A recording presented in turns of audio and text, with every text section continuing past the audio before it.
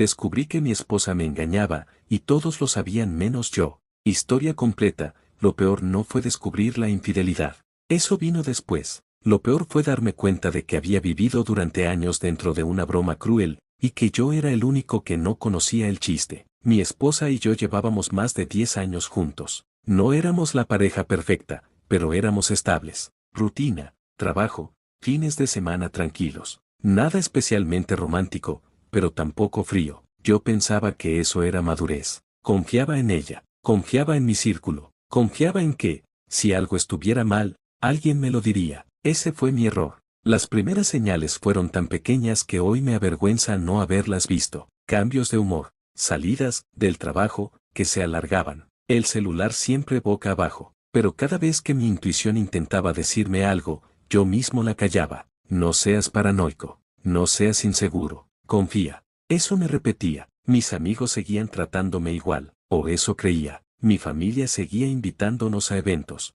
Nadie parecía incómodo, nadie parecía preocupado. Todo seguía su curso normal, solo que ahora, visto en retrospectiva, ese normal estaba cuidadosamente actuado. El día que todo empezó a romperse no fue dramático. No hubo mensajes descubiertos ni llamadas sospechosas. Fue una conversación casual en el trabajo. Un compañero nuevo, alguien que no conocía bien, me preguntó algo extraño. Oye, ¿tu esposa sigue trabajando con, ya sabes? No terminó la frase. Se dio cuenta de inmediato de que había dicho algo que no debía. Intentó arreglarlo, cambió de tema, se rió nervioso. Yo también me reí, fingí no haber entendido, pero algo se quedó clavado en mi cabeza. Esa misma semana empecé a notar miradas distintas, silencios raros cuando entraba en una habitación, bromas que se detenían a medio camino, personas que evitaban ciertos temas cuando yo estaba presente. Era como si todos estuvieran coordinados, sin que yo supiera por qué. Una noche,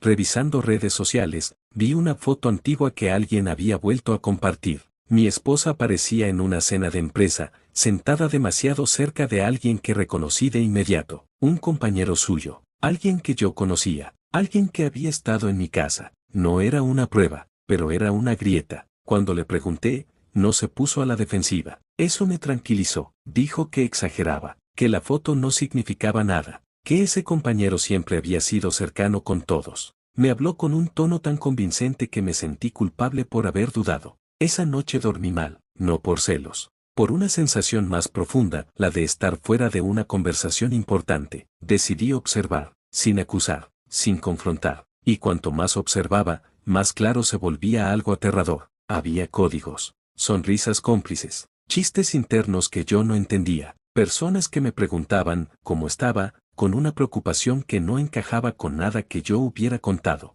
Amigos que me invitaban a beber más de lo habitual, como si intentaran distraerme. Mi propia hermana, una tarde, me dijo algo que en ese momento me pareció normal. Si algún día pasa algo raro, recuerda que no es culpa tuya. No pregunté más, no quise, porque en el fondo, una parte de mí ya sabía que algo llevaba mucho tiempo pasando. Algo que no solo involucraba a mi esposa, sino a todos los que habían decidido callar. Esa noche entendí una verdad incómoda: si todo el mundo actúa como si nada pasara, no es porque no pase nada, es porque decidieron que tú no mereces saberlo. Y todavía no sabía lo peor, porque descubrir la infidelidad iba a doler, pero descubrir cuántas personas habían sido cómplices, eso iba a destruirme por completo. La confirmación no llegó como una explosión, llegó como una serie de pequeñas puñaladas. Empecé a atar cabos, horarios que no cuadraban, reuniones que se repetían siempre con las mismas personas, viajes de trabajo en los que,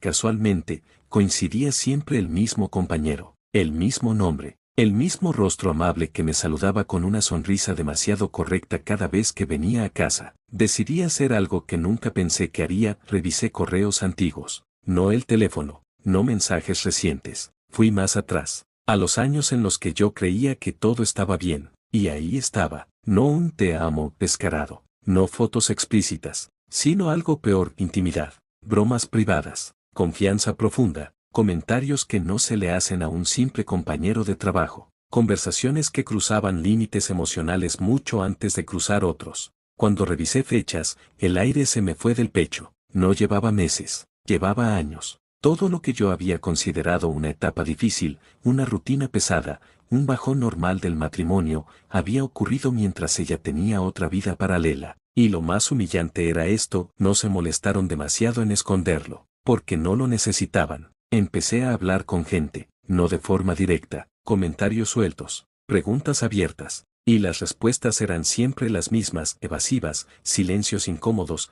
cambios de tema, hasta que una persona, cansada o quizás compasiva, se quebró. Un amigo de años, alguien que había sido padrino en nuestra boda, me dijo la verdad una noche, después de varias copas. Pensé que lo sabías, dijo. Todos pensábamos eso. Esa frase me cayó como un golpe seco. Todos. Me explicó que el asunto era un secreto a voces, que en el trabajo de mi esposa nadie lo ocultaba demasiado, que en reuniones sociales se notaba, que incluso algunos familiares lo intuían, pero preferían no meterse. Cuando le pregunté desde cuándo, bajó la mirada. Desde hace mucho. Sentí una mezcla de rabia y vergüenza que no sabía dónde colocar. No solo me habían engañado, me habían convertido en el último en enterarse. A propósito, lo confronté esa misma noche. No grité, no lloré, le pregunté directamente, y esta vez no negó nada. Se sentó frente a mí, agotada, y me dijo que no había sido planeado, que empezó como algo emocional, que luego se volvió costumbre, que no supo cómo parar.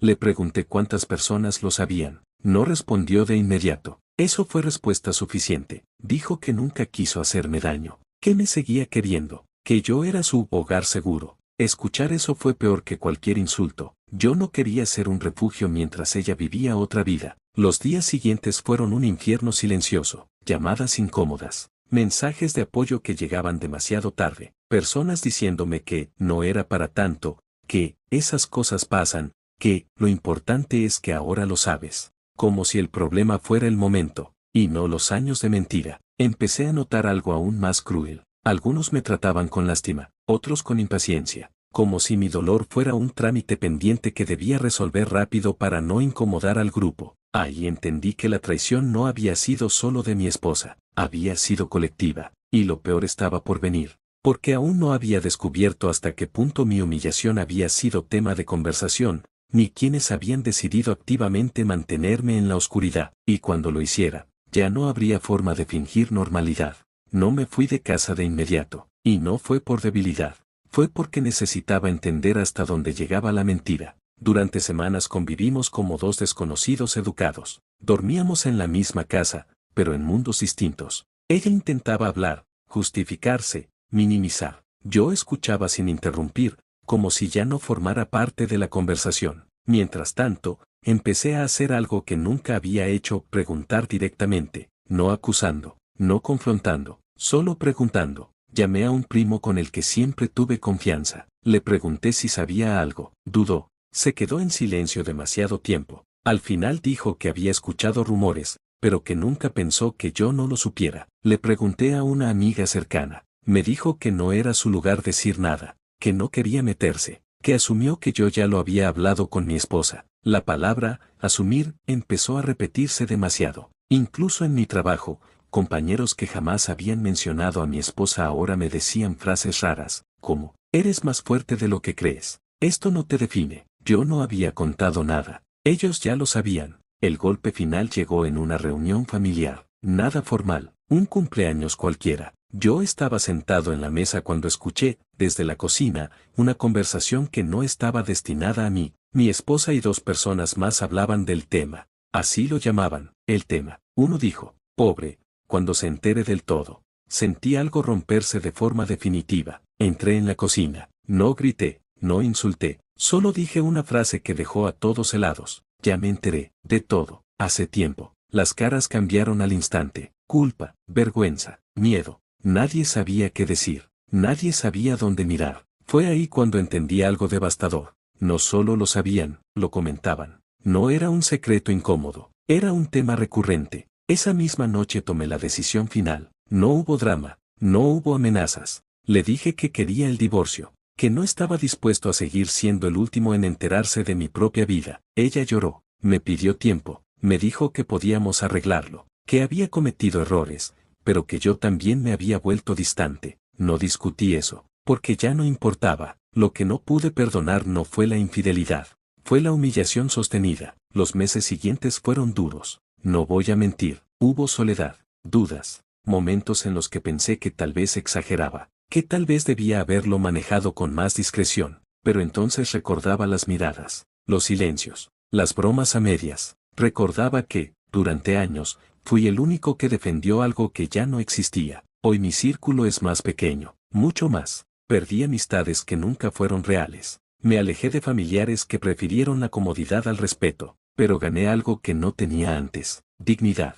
Aprendí que hay traiciones que duelen, y otras que te reescriben por dentro, que no todo el que sonríe contigo está de tu lado, y que el engaño más cruel no siempre viene de quien duerme a tu lado, sino de quienes deciden que no mereces la verdad.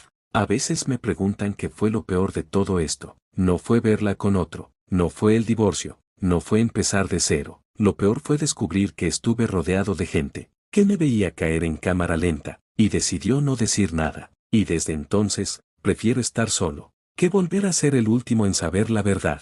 Cada historia tiene un eco. ¿Escuchaste el tuyo? Dale a like, comenta, comparte y suscríbete y acompáñame en los próximos relatos.